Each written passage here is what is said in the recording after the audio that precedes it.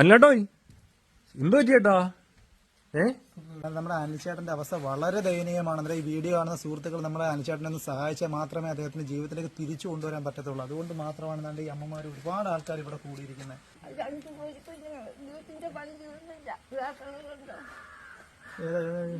വീടിന്റെ പണി കഴിഞ്ഞില്ല, കിണറിന്റെ പണി പോലും കഴിഞ്ഞില്ല, അങ്ങനെ അടക്കുവാണല്ലേ. അനിൽകുമാർ ചേട്ടന്റെ വീടിന്റെ മുൻവശം കേട്ടോ. ഈ ഒരു വീടിന്റെ സാഹചര്യം കണ്ടല്ലോ. അന്നേരം 10-15 ലക്ഷം രൂപയോളം ചെലവാക്കും എന്ന് പറഞ്ഞ നിസ്സാര കാര്യമില്ല. ഒരു മെക്കാനിക് ആണ്.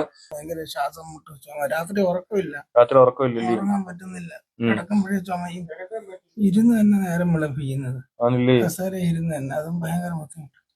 ഇപ്പൊ ഡോക്ടർ എന്താ പറയുന്നത്? ഡോക്ടർ ഇപ്പം പറയുന്നത് പിന്നെ പെട്ടെന്ന് തന്നെ കിഡ്നി ട്രാൻസ്പ്ലാന്റ് ചെയ്യാനുള്ള കാര്യങ്ങൾ നടത്തണമെന്നാണ് പറയുന്നത്. ഡോണറെ കിട്ടിയിട്ടുണ്ടോ? ഡോണർ ഞാൻ തന്നെയാണ് ചേച്ചി തന്നെ കൊടുക്കുന്നില്ലേ? ജോലിക്കൊക്കെ പോയി കൊണ്ടിരുന്ന വരുമാനം കൊണ്ട് മക്കളെയൊക്കെ പഠിക്കുകയും ഈ വീടിന്റെ ചുറ്റുപാടെല്ലാം നോക്കിക്കൊണ്ടിരുന്നല്ലേ?